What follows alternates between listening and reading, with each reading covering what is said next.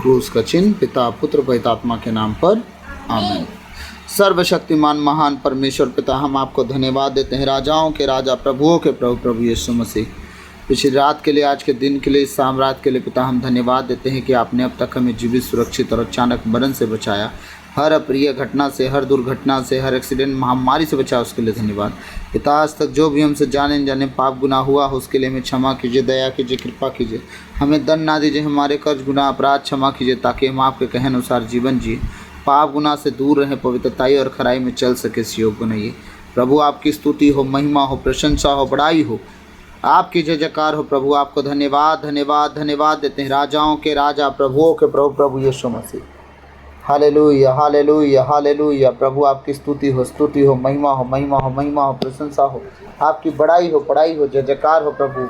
आपको धन्यवाद धन्यवाद धन्यवाद करते हैं, राजाओं के राजा प्रभुओं के प्रभु। हालेलुया। प्रभु आपकी स्तुति हो, महिमा हो, महिमा हो प्रभु। मेरे मुख पर पहरा बिठाइए, मेरे होठों के द्वार की रखवाली की जाए। बोलने वाला मैं नहीं वरन आप स्वयं मुझ में होकर अपने वचनों के द्वारा प्रभु हम सबसे बातचीत करें। सारी बातों को आपके चरणों में रखते हुए यह प्रार्थना विनती नाज़रत के यीशु मसीह के मीठे और मधुर नाम से अब्बा पिता आपसे हम मांगते हैं, सुनिए और दया से ग्रहण कीजिए। आमीन आमीन। हालेलुया।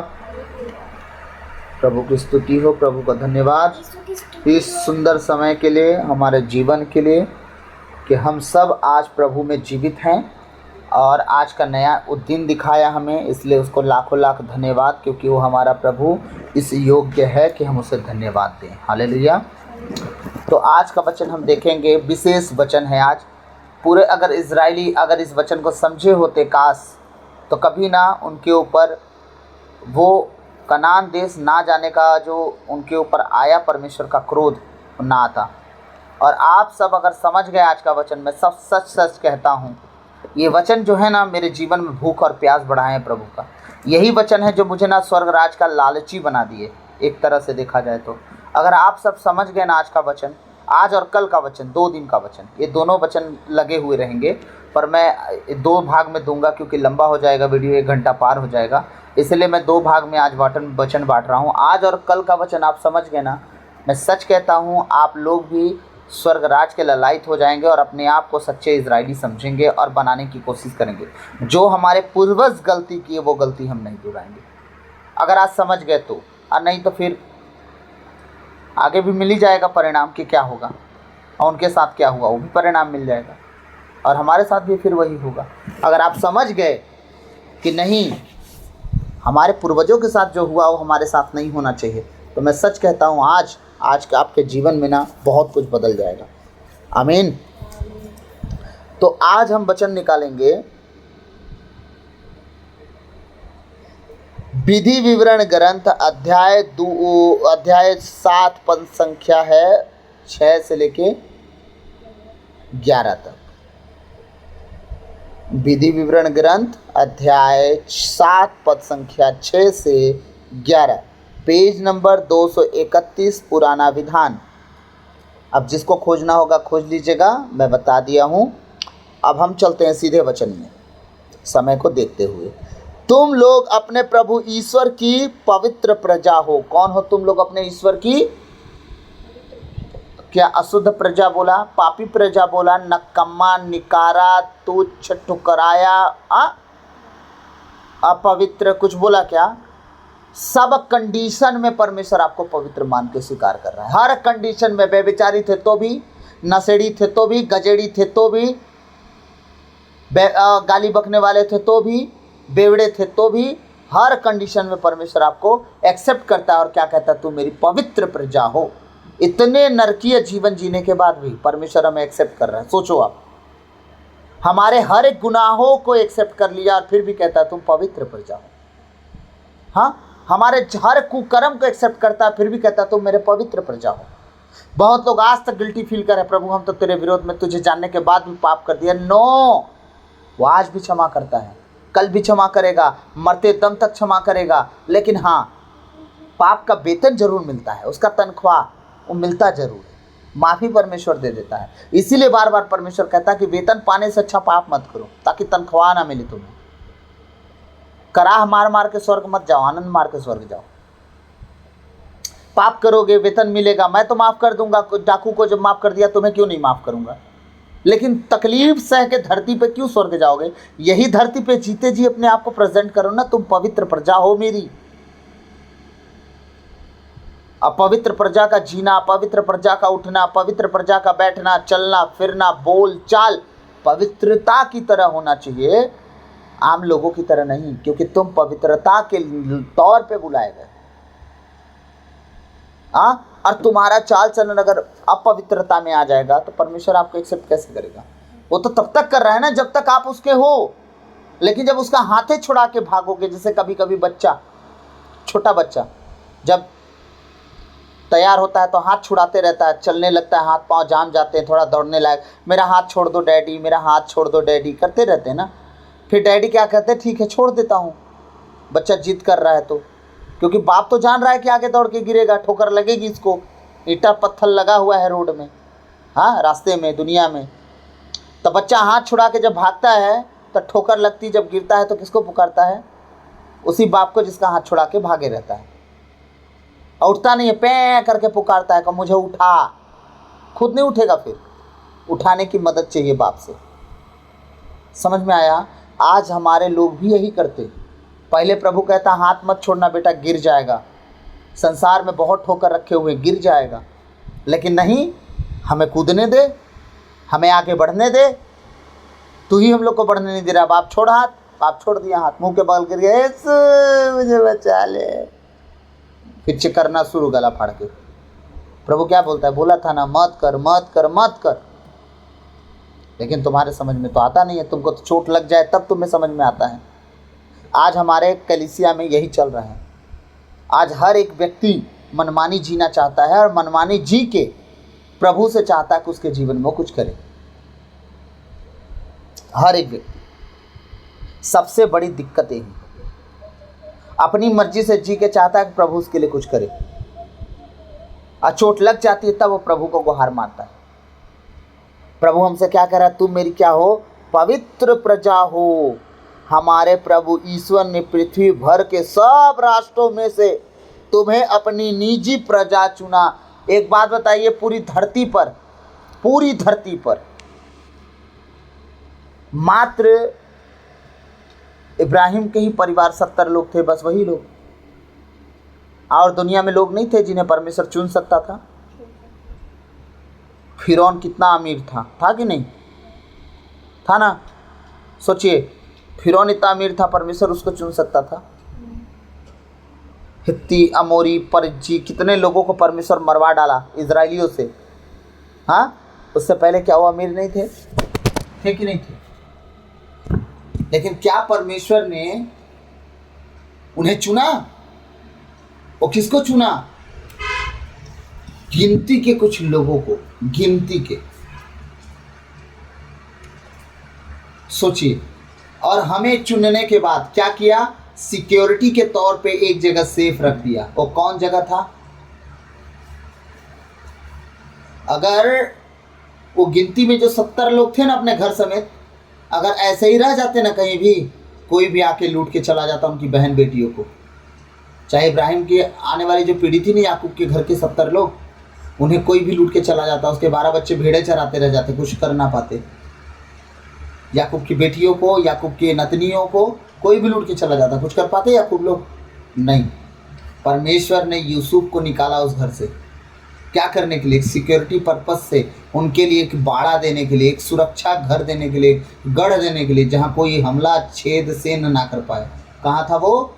मिस्र देश, सबसे मजबूत देश। परमेश्वर यूसुफ को लेके आप उसके पीछे उसके घराने को बुला लिया अकाल के दौरान, और क्या हुआ? 400 वर्ष तक वहाँ रह के वो लोग आज़ादी से जीवन जिए। कब तक? जब तक मिस्रियों से उनकी संख्या बढ़ नहीं गई, परमेश्वर वहीं रहने दिया। सिक्योरिटी के तौर पर दूसरे जगह होते, लोग लूट के चले जाते उनको। कितनी बार आते हैं लूटने लोग, उनको गुलाम बना के ले जाते। परमेश्वर मिस्र में उनको रखा, मिस्र की अधीनता में रखा, राजा की प्रजा बन के वो रहने लगे, उनके भेड़ बकरी चराने वाले नौकरदास बन गए। अब राजा के नौकरदास को कोई छुपाएगा? हाँ, तो समझिएगा, परमेश्वर उन्हें सिक्योरिटी के तौर पर वहाँ रखा था। जब ये लोग परमेश्वर को भूल के खाने पीने में लीन हो गए, बढ़ गए ना वो लोग, फलने फूलने लगे। मिस्री भी परेशान, ये लोग तो हमारे ही राज को लूट लेंगे, इतने फल फूल गए, अमीर भी हो गए, पैसे वाले हो गए, जिस चीज़ पे हाथ लगाते हैं वही फल जाता है इनका। भेड़ बकरी ऊँट गधे सब बढ़ गए हैं। तो उस समय का धन क्या था? यही तो था, भेड़ बकरी ऊँट गधे, यही तो थे उनके धन संपत्ति। तब मिस्री टेंशन में आके उनके ऊपर ताड़ना शुरू कर दिए ना, और उनकी जितना ताड़ना हुई उतना ज़्यादा संख्या बढ़ने लगी। तब भाइयों को रख दिया फिरौन, 2 भाइयों को, पूरे इजराइलियों में जितने बच्चे बेटा पैदा हो उन्हें मार देना, बेटियों को रख लेना। क्यों? इनकी संख्या ना बढ़ने पाए, डर गए वो। परमेश्वर उन्हें बढ़ाते गया, लेकिन इजराइलियों से एक गलती होते गई बार बार। अब गलती भी होना जरूरी था, परमेश्वर निकालता कैसे उनको बाहर? बहुत लंबी कहानी है, बताऊंगा कभी फुर्सत से। अगर आज मैं उसी को बताना शुरू कर दूंगा ना, बहुत लंबा भेद है, तो गड़बड़ा जाएगा। क्यों? ये वचन नहीं सुना पाऊंगा। अगर आप कहेंगे तो मैं एक सांस में बिना रुके बता दूं, सही में सही बता दूं। सब तुम सुनने के लिए तैयार होंगे तब ना। चलिए, आप तो सुनेंगे ना, बताता हूँ, ठीक है? आप जल्दी से बताता हूँ, फटाफट, कान भर चौकस रखिएगा, बोलता जल्दी हूँ मैं। हुआ क्या? परमेश्वर ने क्या किया? अपने लोगों को, धाइयों को रखा कि इनके, मतलब फिरौन रखा धाइयों को कि इनके बच्चों को मार दो। लेकिन उन धाइयों के बीच में भी परमेश्वर क्या किया? मूसा को खड़ा किया, उसी राजा के घर में पैदा करवा के पलवा दिया जिस राजा ने आज्ञा दी थी कि हाँ एक बेटे ना बचे। वो 40 साल तक उनके बीच में रहा, और 40 साल तक उनके घर में पला बड़ा। कोई माई का लाल हाथ लगा पाया? नो। कंफर्ट में था। मूसा के पैरों में सोने की जूती लगती रही होंगी उस टाइम, कालीन बिछते होंगे उसके चलने के लिए। हाँ, रानियां पहले कभी नहीं जाती थी, राजकुमारियां हमारे खानदानों में कभी कोई नहीं जाता था नदी नहरों नहाने। उनके लिए अलग से बाथ टब घर में लगा रहता था, नौकरानी पानी लाके देती थी। अगर बोलते स्विमिंग पूल में नहाना है ना, तो स्विमिंग पूल भी लगता उनके लिए, और बाल्टी में ढो ढो के सेवक पानी पहुंचाते। समझ गए? उस समय नदी नहर में कोई रानी जाएगी नहाने, दुनिया के लोग देख लेंगे तो कितना बेइज्जती की बात है। और नहाते हुए कोई नहीं देखेगा क्या? हाँ, समझिएगा, आप समझिएगा। अब उस समय परमेश्वर की योजना देखिए, फिरौन की बेटी नदी नहाने गई, उस दिन की योजना देखिए, अपनी सहेलियों के साथ नदी नहाने। उसको किस चीज की कमी थी भाई? नदी नहाने जाएगी नील नदी में। लेकिन ना, परमेश्वर ने सेटिंग बिठाया था, उसी दिन मूसा को पानी बहाया जाएगा, उसी दिन तू नहाने जाएगी, उसी दिन तू मूसा को उठाएगी, उसी दिन अपने घर में अपना निजी पालन पोषण वाला लेपालक पुत्र बनाएगी। लेपालक पुत्र मतलब गोद लिया हुआ बच्चा। आज तो बनाएगी। 40 साल तक परमेश्वर कंफर्ट में रखा, और 40 साल बाद घर से बाहर निकाला, जा अपने लोगों से मिल। जाके मिल रहा है तो बोल रहा है अब हमारे लोग हमें पहचान लेंगे। क्या पहचान लेंगे? तू राजा बन के बैठा है, दुखी बन के बैठे हैं, तेरा क्यों मानेंगे? और वो मर्डर हो गया। उससे क्या हुआ? कंफर्ट जोन से परमेश्वर से डर भर दिया और भागना पड़ा मूसा को। परमेश्वर का डर उसके अंदर आया और भागा।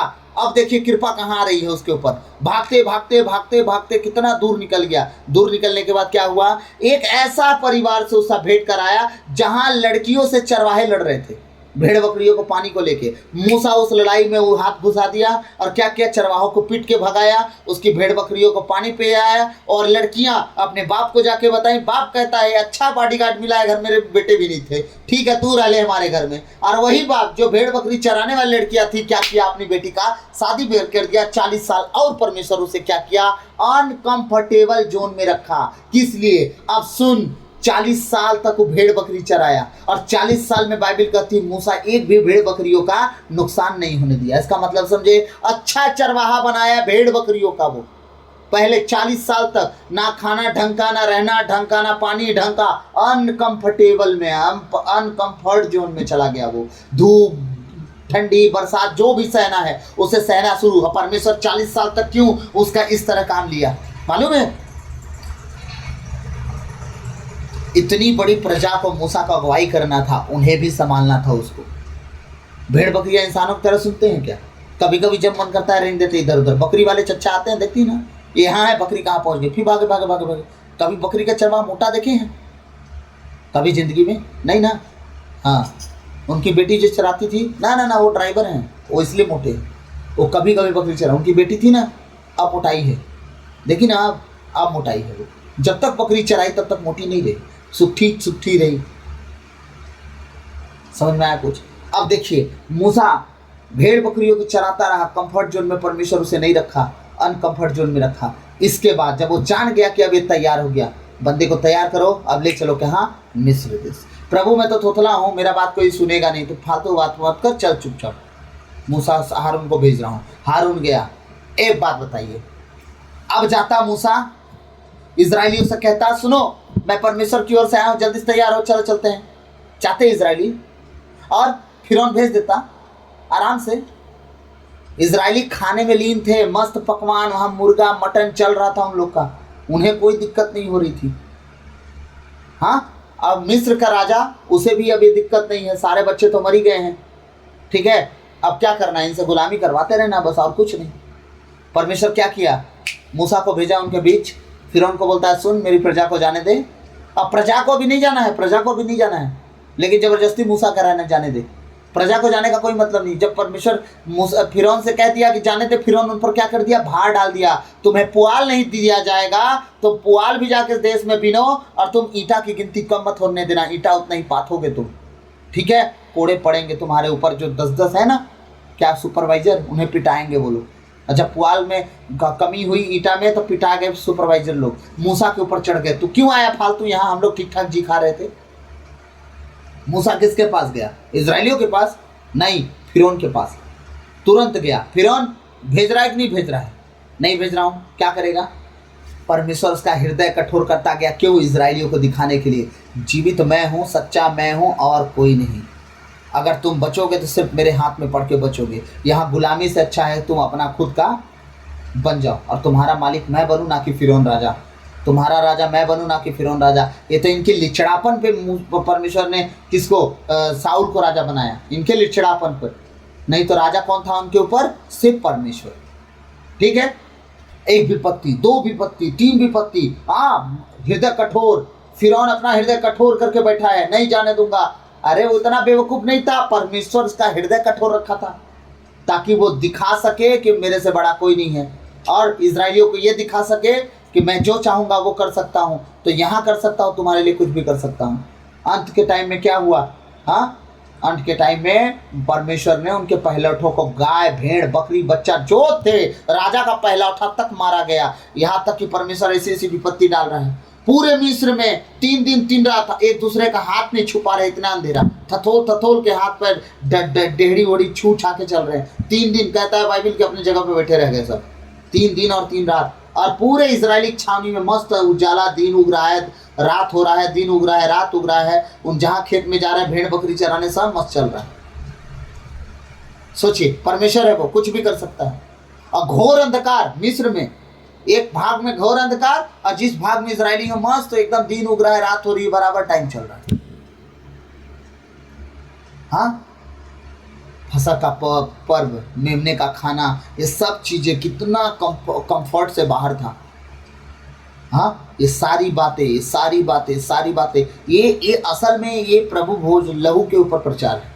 लेकिन मैं थोड़ा सा ना आप लोग को समझा ये रहा हूं कि परमेश्वर कभी कभी जब आपको सक्सेस करना चाहता है तो थोड़ा सा अनकंफर्टेबल जोन में लेके जाता है, ताकि आप तैयार हो जाओ कि जब अनसक्सेस अगर कभी दिखे ना तो टूटना मत।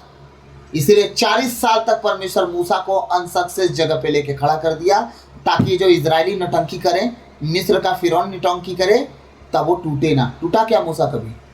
घुटनों पे आया, लड़ा नहीं, झगड़ा नहीं, गुस्सा नहीं किया, श्राप नहीं दिया, घुटनों पे क्योंकि वो 40 साल तक खुद को तोड़ा था अपने ससुर के पास, 40 साल तक खुद को तोड़ा था। इसलिए मिस्रियों के बीच में रहकर, इजरायलियों के बीच में अपने आप को तोड़ा नहीं। वो परमेश्वर की बातों में अटल रहा, लेके गया, उन्हें बाहर निकाला, लाल समुद्र डाक गया। अब आगे की कहानी मैं कल बता दूंगा, लाल समुद्र के बाद में क्या हुआ है, सब बातें समझाते रहूंगा थोड़ा थोड़ा करके, है ना। शॉर्टकट में समझ में आया? हालेलुया। हाँ, जब मैंने बोला बार बार गलती, क्या गलती उनकी? एक ही चीज बोलना, मूसा तू हमें मरने के लिए ले आया है, मूसा तू हमें मरने के लिए ले आया है। हम वहाँ तो खाते थे, गोश्त खाते थे, वहाँ हम चिकन मटन खाते थे, वहाँ हम ये खाते थे, वो खाते थे, तो हमें मरने के लिए ले आया। खाली यही बोल बोल के मूसा को कोसते रहे इजरायली। आज वहाँ कोड़े खा रहे थे तब बोलते थे मूसा तू जो बोलेगा हम करेंगे। ये भी मैं कल समझाऊंगा। उनका थोड़ा सा ढारस, भूखा क्यों रखा परमेश्वर, उन्हें खाने के लिए क्यों तरसाया, ये सारी चीजें कल समझाऊंगा। हालेलुया। कल के वचन में ऐड हो जाएंगे सारी बातें, ठीक है। आइए तो हम वचन में जाएंगे। मैं कहाँ था? ये थोड़ा लंबा वचन होगा, इसलिए मैं अभी भी शॉर्ट कर रहा हूँ इसको, आगे नहीं बढ़ूंगा। तुम लोग अपने प्रभु ईश्वर की पवित्र प्रजा हो। हमारे प्रभु ईश्वर ने पृथ्वी भर के सब राष्ट्रों में से तुम्हें अपनी निज प्रजा चुना है। निज प्रजा को कोई हाथ लगा नहीं सकता, आप वही हो। सब कहें आमीन। आप हो परमेश्वर की निज प्रजा। और निज प्रजा मतलब मालिक का वो सेवक जो मालिक अगर ना भी रहे तो सेवक बोला मतलब मालिक बोला। घर में अगर मालिक नहीं है, सेवक है, ठीक है। अगर कोई व्यक्ति आता है तो मालिक से बात करता है कि सेवक से? सेवक है घर में, सेवक से ही बात करेगा ना। मालिक कहाँ है? नहीं है। क्या काम है बताओ?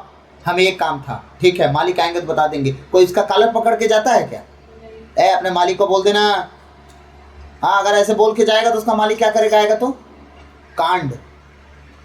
मालिक आया था एक व्यक्ति, उसका ये नाम है, आया मेरा कॉलर पकड़ के उंगली दिखा के गया है कि अपने मालिक को बोल देना। मालिक को जो बनेगा वो कर देगा। फिर तेरी इतनी हिम्मत, मेरे घर पे आके मेरे सेवक को हाथ लगा दिया। आप वही सेवक हो, आप वही पवित्र प्रजा हो उसकी। आपको कोई हाथ लगा नहीं सकता जब तक आप अपने चाल से घर के बाहर मार खाने वाला काम ना करो। तो समझे क्यों इजरायलियों को बाहर वाले मार रहे थे? क्यों मार रहे थे? ये लोग जानबूझ के ऐसा काम कर रहे थे कि बाहर वाले आके मार के चले जाते थे।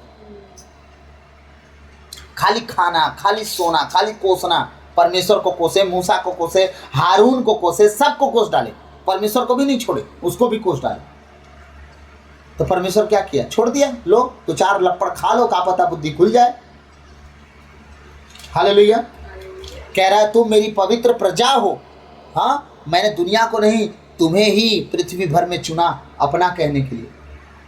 अगर आप पवित्र प्रजा हो तो अपने आप को तैयार करो कि परमेश्वर कैसा चाहता है आपका जीवन। मैं सच कहता हूँ, धन संपत्ति, मान सम्मान, इज्जत, सब कुछ वो कहता है मैं तुम्हें महिमा के साथ इज्जत लौटाऊंगा। महिमा के साथ मतलब समझते हैं, आपका भय भी लोगों के अंदर होगा, आदर भी करेंगे, सम्मान भी करेंगे और इज्जत भी लौटाएगा जितनी बेइज्जती हुई हो। हालेलुया। प्रभु का वचन कह रहा है, 7वां वचन, प्रभु ने तुम्हें इसलिए नहीं अपनाया और चुना है कि तुम्हारी संख्या दूसरे राष्ट्रों से अधिक थी। इजरायली थे क्या बहुत? इसलिए परमेश्वर चुना। 15-20 लाख की सेना रही हो उस टाइम और परमेश्वर ने चुन लिया।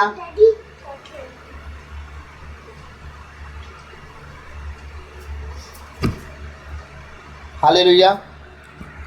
हाँ, हालेलुया। क्या करा प्रभु का वचन कि इसलिए प्रभु ने हमें नहीं अपनाया कि हम लोग प्रजा में बहुत ज़्यादा थे या और राष्ट्रों से बढ़ चढ़ के थे, बहुत संख्या ज़्यादा थी, हम धनवान थे, अमीर थे। नो, उसने एकदम छोटे से चरवाहे को चुना और वो था याकूब का घराना, भेड़ बकरी को चराने वाला परिवार। इब्राहिम को उसने चुना, वो अपने खानदान से, अपने घर से निकाला, उसे कंफर्ट जोन से बाहर किया। जब भी आप परमेश्वर में बढ़ना चाहो, याद रखना, परमेश्वर के साथ अगर आप बढ़ना चाहोगे तो परमेश्वर आपको कंफर्ट जोन से बाहर निकालेगा। धनवान व्यक्ति बोलता है कि प्रभु मैं तेरे पीछे होना चाहता हूँ। वो कहता है परमेश्वर के राज में प्रवेश करने के लिए मुझे क्या करना पड़ेगा? माता पिता का आदर करो, ये करो, वो करो, सब कुछ। तो बोलता है मैं बचपन से करते आया हूँ। वो कहता है तुम में एक कमी है। प्यार से देख के बोलता है और बहुत प्यार किया है उससे यीशु। उसकी बातें सुन के बहुत खुश हुआ, उस पर गौर किया कि नहीं ये सच में ऐसा है। तब उसने कहा कि तुम थोड़ा धनवान ज़्यादा हो, अपना कुछ जो है बेचो और मेरे पीछे हो लो। इसका मतलब ये था कि जो तुम्हारा उसे छोड़ो। धन के पीछे तुम ज़्यादा समय कमाते हो, उसे तुम छोड़ो। धन का रखना गलत थोड़ी है, वो तो बहुत काम में आ सकता है ना। हाँ, आज धन ना होता तो क्या चर्चेस होते? क्या ऐसे ही ईटा बालू सीमेंट गिर जाता है, पैसे लगते हैं ना। लेकिन वो ना धन पे ज़्यादा फोकस करता था। इसलिए परमेश्वर ने कहा सब कुछ छोड़ो, अपना बेच दो, अपने घर परिवार को छोड़ दो, दान कर दो, सब कुछ लुटा दो, उन्हीं को दे दो, मेरे पीछे हो लो, अनंत जीवन तुम्हें मिलेगा। लेकिन वही धन का जोखिम उसे ले डूबा। वो नहीं जा पाया प्रभु के पीछे। जा पाया क्या? नहीं ना। यही सब बातें हैं, ध्यान से सुनिए। वो अमीरों को नहीं चुना, उन्हें चुना जिनके पास कुछ नहीं था, कुछ भी नहीं।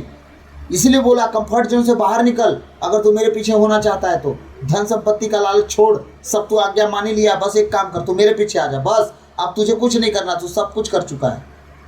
माता पिता का आदर सम्मान तो करता ही है, कर ही चुका है, सब कुछ कर चुका। अब तू बस एक काम कर, तू हमारे पीछे हो ले, अनंत जीवन भी तुझे मिल ही जाएगा। अच्छा चेला बनता प्रभु की नज़र में, वो है कि नहीं? क्योंकि प्रभु ने उससे प्रेम करके देखा। मैं आज ही पढ़ा उस मार्कुस में। हाँ, समझिएगा। तो परमेश्वर इब्राहिम से तो यही बोल के निकाला ना उसको, कंफर्ट से निकल बाहर। उसके पास बहुत संपत्ति थी भाई, लेकिन वो मूर्ति पूजक के घराने से था। और मैं पहले भी साबित कर दिया हूं, बार बार एक ही बात बताने की जरूरत नहीं है ना?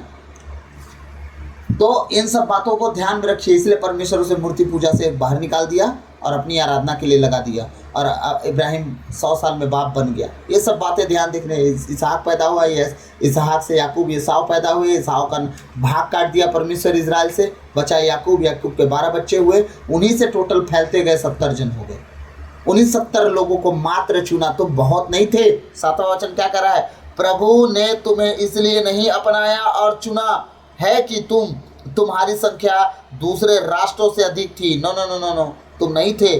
तुम्हारी संख्या तो बस राष्ट्रों से, सब राष्ट्रों से कम थी। तुम्हारी संख्या जो है सब राष्ट्रों से कम थी, इसलिए तुम्हें वो चुना। बहुत लोग नहीं थे तुम लोग, बहुत कम लोग थे, सब राष्ट्रों से कम थी। प्रभु ने तुम्हें प्यार किया और तुम्हारे पूर्वजों को दी गई शपथ को पूरा किया। जितना परमेश्वर ने कसम खाया था वो पूरा कर डाला। कैसे? अब इब्राहिम, तुम्हारे वंशज आकाश के तारों की तरह, समुद्र के रेत के किनारे बालू के कड़कों की तरह होंगी। प्रभु अभी तो मेरा बच्चा ही नहीं है, 100 साल में बाप बना। कौन था वो? इसहाक। फिर कौन पैदा हुआ? एसाव, याकूब। याकूब के द्वारा कौन पैदा हुआ? 12 बेटे। उससे यूसुफ आया, उनकी प्रजा बढ़ी। कहाँ गए? मिस्र देश में गए। मिस्र देश में वो लोग 6 लाख से ज़्यादा तो पुरुषों की गिनती थी जो 18 साल के ऊपर थे। महिलाओं और बच्चों का कोई गिनती नहीं। कितने थे? 70 जन। कितने हो गए? 17 लाख से ऊपर। एक घर में 3 जन नहीं होते उस समय, बच्चा पैदा करने का कोई रूल नहीं था। एक घर में 3 जन भी तो रहे होंगे। 6 का 18 लाख होता है ना? 17 लाख से ऊपर, 70 जन थे, 17 लाख से ऊपर हो गए। देखिए परमेश्वर कैसे कर रहा है। 17 लाख, 18 लाख, जिस रास्ते में निकल जाएंगे ना लोग, वो रास्ता नहीं दिखेगा, लोग दिखेंगे बस। 18 लाख लोग को समझ में आ रहा है? तारा जैसे दिखेंगे धरती पर, मुंडी मुंडी, काला काला बस। हाँ, समझिए परमेश्वर क्या कर डाला उनको, इतना बना दिया। वादा किया था पूरा किया, यही याद दिला रहा है। कह रहा है तुम्हारी संख्या तो सब राष्ट्रों से कम थी। प्रभु ने तुम्हें प्यार किया और तुम्हारे पूर्वजों को दी गई शपथ को पूरा किया। इब्राहिम, इसहाक, याकूब का परमेश्वर। इसलिए प्रभु ने तुम्हें अपने भुज बल से निकाला और दासता के घर से। दासता का घर कौन था? जहां गुलाम बन के बैठे थे, वो गुलामी के घर से, दासता के घर से, यानी मिस्र से तुम्हें प्रेम किया तब ना निकाला। वो कब निकाला? जब तुम मजबूत हो गए। कब निकाला? जब तुम्हारे पास खुद की सेना हो गई। कब निकाला? जब तुम बलवंत हो गए। कब निकाला? जब तुम काम कर करके अपने आप को पसीना खून बहा के धूप में, जाड़े में, बुखारे में, बरसात में, सब तरह में मजबूत हो गए, हर लड़ाई लड़ने के लिए तैयार हो गए, तब निकाला। वो बच्चों की तरह नहीं निकाला, सुकुमार जैसे मूसा था। मूसा को निकाल देता लड़ने के लिए, लड़ पाता वो? राजकुमारों की तरह पला था वो। हाँ, क्या किया? 40 साल तक उसको रगड़ा है वो बढ़िया से, बकरियों के पीछे चला चला के। हालेलुया। क्या करा? मिस्र देश के राजा फिरौन के हाथ से छुड़ाया है।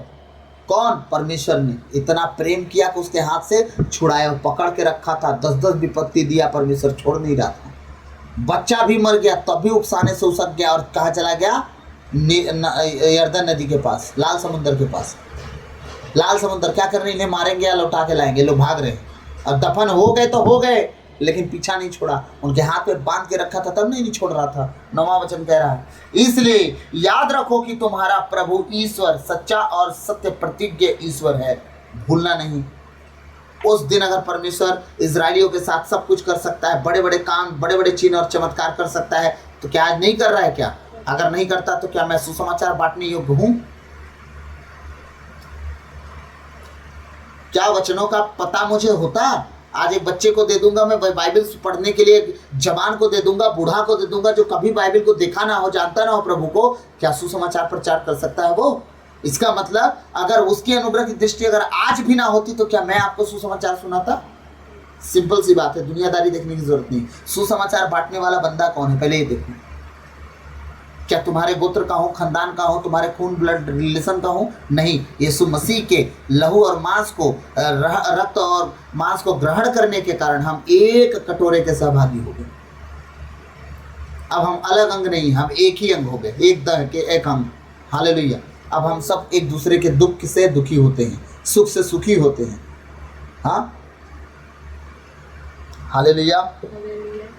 परमेश्वर का धन्यवाद हो इन सारी परिस्थितियों के लिए। इसलिए याद रखो कि तुम्हारा प्रभु ईश्वर सच्चा और सत्य प्रतिज्ञ ईश्वर है। जो लोग उसे प्यार करते और उसकी आज्ञाओं का पालन करते हैं। कौन लोग? जो लोग मतलब जो लोग, पूरे इजरायलियों की बात नहीं कर रहा है, सारे इजरायली उसकी आज्ञा का पालन नहीं कर रहे हैं, इसलिए जो पालन करेगा उनकी बात हो रही है। जो व्यक्ति परमेश्वर की आज्ञा नियम का पालन करेगा वो ब्लेस है। कैसे, मैं बता रहा हूं। जो लोग उसे प्यार करते हैं और उसकी आज्ञाओं का पालन करते हैं। आपका प्यार कुछ नहीं करने वाला, प्यार सब करते हैं प्रभु से।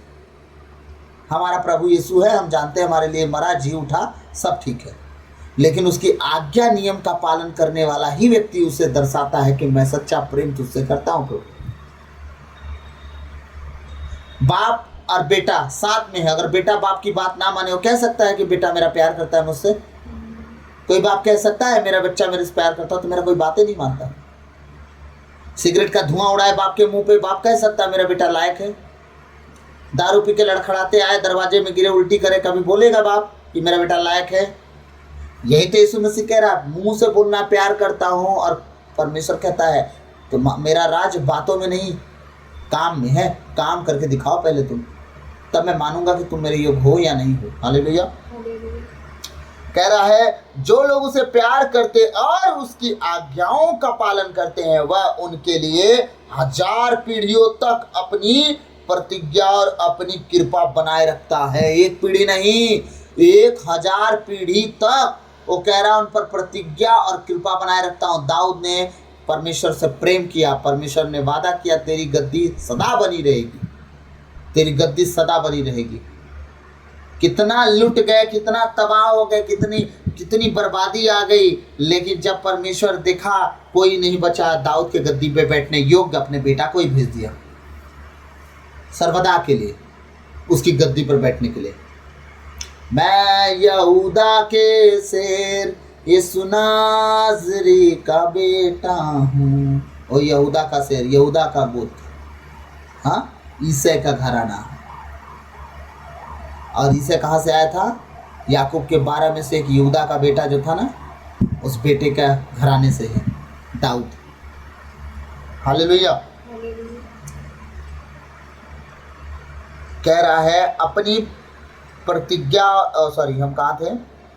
जो लोग उसे प्यार करते और उसकी आज्ञाओं का पालन करते हैं वह उनके लिए 1000 पीढ़ियों तक अपनी प्रतिज्ञा, किया हुआ वादा, कसम जो है वो और अपनी कृपा बनाए रखता है। वादा तो बनाए रखता ही है, लेकिन उसके ऊपर अपना हाथ भी बनाए रखता है कृपा के साथ, कि वो जिंदगी में परेशान ना हो, सही सलामत रखे। कैसे? कल मैं समझाऊंगा कैसे की कृपा। ये बात शायद मैं भूल जाऊं जो आज बोल रहा हूं, आप लोग याद रखिएगा, ताकि कल मैं एक्सप्लेन करूं किस बात को लेके। अगर वो कृपा ना करता 40 साल तक उन्हें खाना कैसे खिलाता? हाँ, बिना मेहनत करे, हल बिना चलाए, बिना सूप चलाए, बिना खलिहान ओसाए उन लोग को खाना 40 साल तक खिलाता रहा। क्यों? कृपा किया तब। उन्होंने कहा हमें बटेरे खाने, बटेरे खिलाए, चिकन खाना, चिकन खिलाए, सब खिलाए। जो जो खाते बना उनको बोले खाएंगे, हम खाए। भुनभुनाए तो मुंह में एक पीस डाले और निपट भी गए। भुनभुनाने का कारण मार भी डाला कि तुम इतने बेशरम हो कि धन्यवाद तक नहीं बोले और खा रहे हो। इसलिए आज तक हम लोग दुआ करके खाना खाते हैं। क्यों? परमेश्वर हमें ब्लेस करे, उसने दिया हमें। और इतने भुखड़ी खाता में जी रहे थे कि परमेश्वर दिया, इतना दिया कि वो लोग बटोर नहीं पा रहे थे और बिना धन्यवाद दिए खाना भी शुरू कर दिया। और जो भुनभुनाए थे उन्हीं को मारा। मुंह में निवाला गया ही था कि परमेश्वर मार डाला। हालेलुया। जो लोग उसका तिरस्कार करते हैं, सुनिए, 1000 पीढ़ी के लिए आशीष तो आ गई ना। अब कह रहा है जो लोग उसका तिरस्कार करते हैं। किस तरह से तिरस्कार? हम तो नहीं करते कि यीशु हमारा प्रभु नहीं है। तुम आज्ञाओं को टाल के तिरस्कार करते हैं, नियमों को खराब करके तिरस्कार करते हैं, अपने परमेश्वर को गलत रीति से गैर जातियों के सामने खड़ा होकर प्रेजेंट करते हो कि तुम्हारे धर्म में दारू, मुर्गा, बकरा सब चलता है, और गाली बकना चलता है, व्यभिचार करना चलता है। नो, ये सब चलता नहीं है। अपने परमेश्वर का नाम खराब मत करो। तुम, बाइबल कहती है जो नॉनवेज खाए उसके लिए भी कोई दिक्कत नहीं, जो ना खाए उसके लिए भी कोई दिक्कत नहीं। लेकिन ये पी खा के जो नटंकी होता है ना, तमाशा और दूसरों को बिगाड़ने का काम, ये परमेश्वर को मंजूर नहीं है। अब दुनिया का रिकॉर्ड है, सबसे ज्यादा अगर नशा कोई जाति करती है तो क्रिश्चियन जाति करती है। सोचिए, रिकॉर्ड है सबसे ज्यादा नशा करने वाला अगर कोई जाति है तो आंकड़ा बताया जाता है कि क्रिश्चियन जाति ही नशा ज्यादा करती है। मेरे भाई लोग बोलते हैं तो इनके कल्चर में, अरे कल्चर में कुछ नहीं है, खराब कर दिए हैं कल्चर को, बस आप कुछ नहीं। अगर कल्चर में ही होता तो यीशु बार बार नहीं कहता अंगूरी पी के मतवाले मत बनो। हाँ, अंगूरी पी के मतवाले मत बनो। तुम लोग को तो 2 वचन मिल गए हैं, काना का विवाह भोज, और एक ठो अपने पेट को साफ करने के लिए थोड़ा थोड़ा अंगूरी का बोला, एक बोतल पी लो दारू है। कोरेक सिरप कब का सिरप होता है ना, सुबह एक ढक्कन, शाम को एक ढक्कन, पीने से खांसी ठीक होगी। एक बोतल कौन पीने के लिए बोला भैया आपको? कौन बोला एक बोतल पीने के लिए? तो जब आप दवाई का गलत यूज करोगे तो क्या बन जाएगा? दवा और दारू, है ना, गलत चीज हो जाएगी। तो आप उसका मिस यूज कर रहे हो। परमेश्वर ने नहीं कहा कि बोतल ढलगाओ, पौआ ढलगाओ, अद्धा ढलगाओ, हैं? उसने बस इतना कहा थोड़ी थोड़ी, मतलब जैसे हम लोग गांव में थे, बोलते थे महुआ का सेवन करना फायदेमंद होता है, करते थे। महुआ को लट्टा खाते थे, भूंज के यूज़ कर सकते हैं, उसका दूध में मिला के पी सकते हैं, है ना, हड्डियां मजबूत होती हैं, बहुत प्रोसेस था। और महुआ का दारू जैसे बनाते हैं, दारू लोग कहते हैं, लेकिन दारू नहीं था वो, असल में वो प्योर दवाई था। समझ गए? एक ढक्कन पीने वाला व्यक्ति, एक ढक्कन मात्र, छोटा वाला ढक्कन जो आता है ना, उसमें मान लीजिए 7-8 ml और ज़्यादा से ज़्यादा 10 ml, एक ढक्कन जो हम सिरप पीते हैं खांसी का, उसको उतना में 1 कप पानी में मिला के पीने से तो जड़ से कहते थे, भाई मैं नहीं जानता, कोई एक्सपेरिमेंट ना कर ले, है ना, वो व्यक्ति को जल्दी बुखार नहीं आता था, हड्डी में कभी दर्द नहीं होती थी, और निमोनिया कभी नहीं होता था। और निमोनिया जिसको हुआ भी है उसका भी निमोनिया वो ठीक कर देता था। खून को गर्म रखता था, मोटा नहीं होने देता था, ब्लड प्रेशर एकदम सही रहता था। ये सारी बातें भाई देखिए कहाँ गया है मैं नहीं जानता, कितना सच है। और कोई एक्सपेरिमेंट मत करना, बहुत सारी चीज़ें हैं एक्सपेरिमेंट करने के लिए। हाँ, अब यहीं पे मत चल जाना था, वो एक ढक्कन से एक पौवा, एक ढक्कन से एक कप से एक बोतल होने लगे। भैया रहने दो, जो नहीं सहूर है चलाने का उसको मत चलाओ, यूज़ करने का अगर बुद्धि ना हो मत चलाओ, मेरा ये कहना है। हालेलुया। तो प्रभु ने क्या कहा? हाँ, प्रभु ने कहा जो लोग उसका तिरस्कार करते हैं, तिरस्कार करना मतलब समझा दिया ना सर, कुछ बच गया?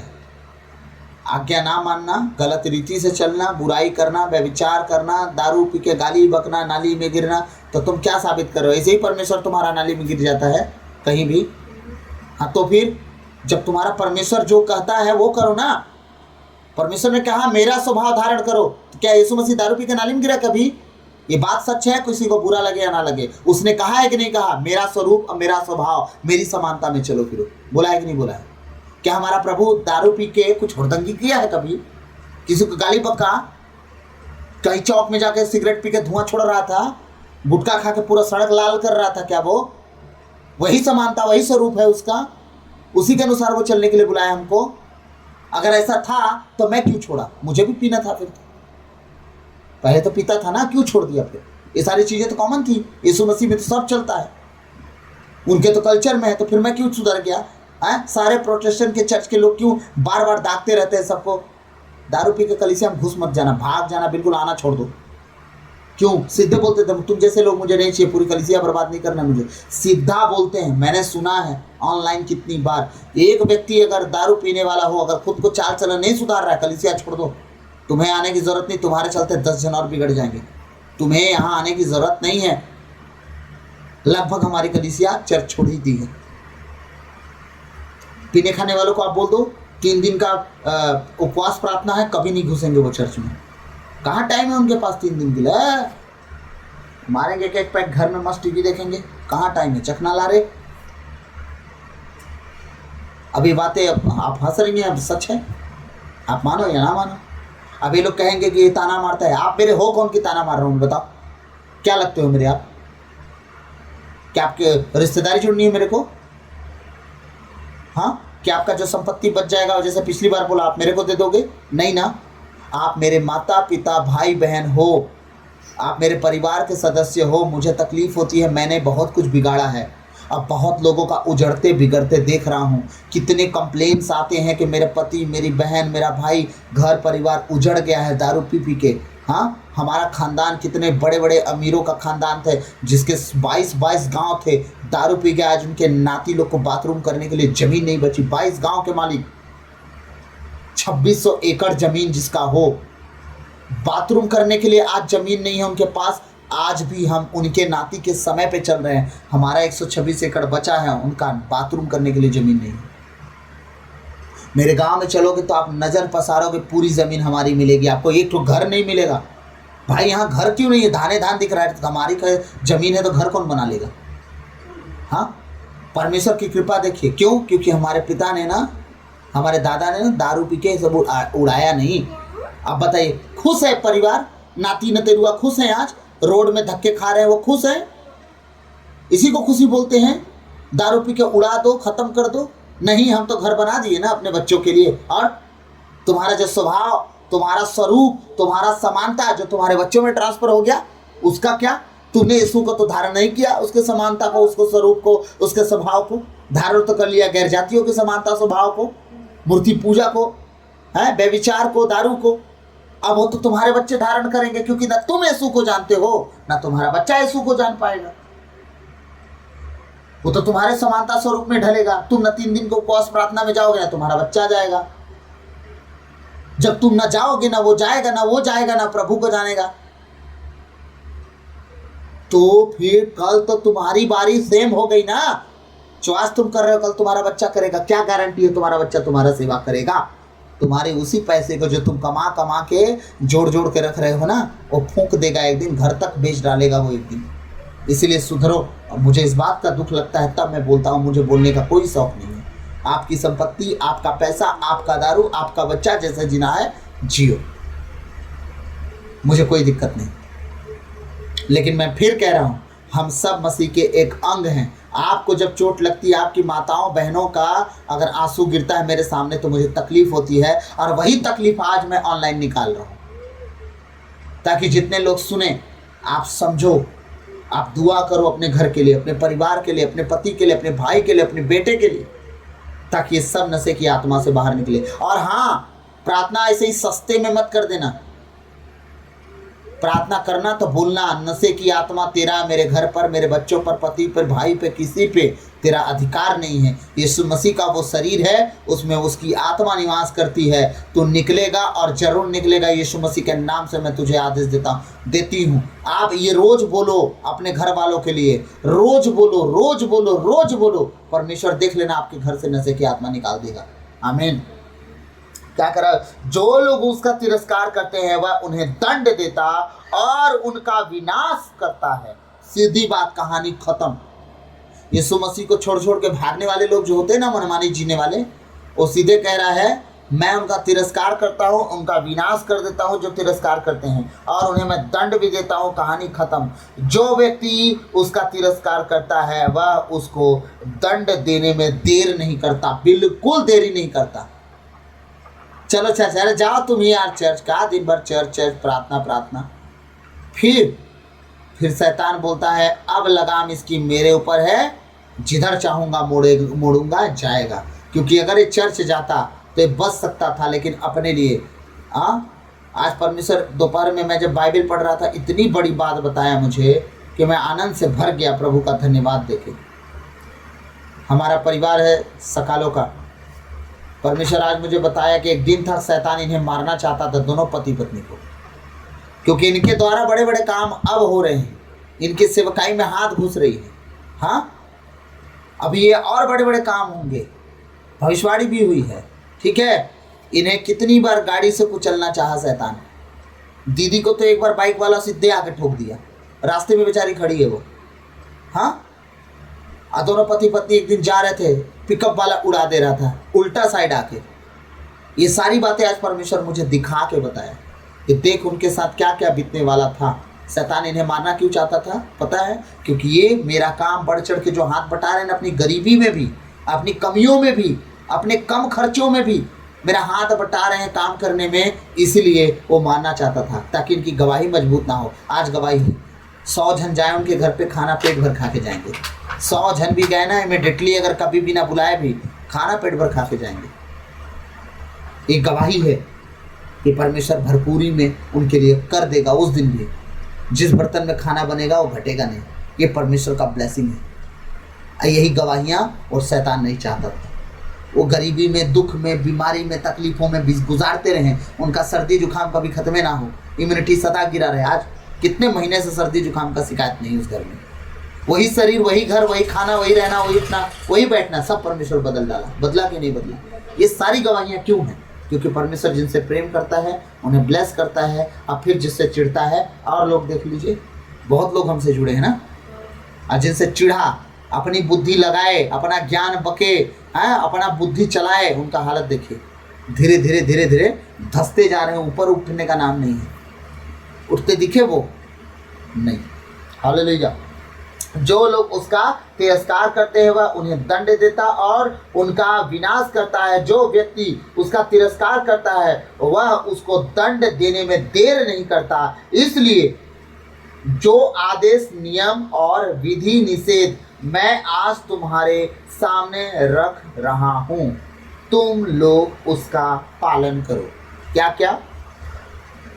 आदेश, नियम, विधि विधान, जो बातें आज परमेश्वर रख रहा है उसका पालन करना है हमें, और पालन इस रीति से करना है कि उसमें चूक ना होने पाए, ताकि परमेश्वर आपके जीवन में बहुतायत का आशीष का कारण बने और आपको ब्लेस करे, आपको ऊंचा उठाए और आपके जीवन में तरक्की दिखाए। गरीबी से, लाचारी से, बीमारी से, तकलीफी से, हर एक पाप गुनाह से आपको आज़ाद करते जाए, आपको ऊंचा उठाते जाए। कभी भी आप निराशा का मुंह ना देखने पाएँ।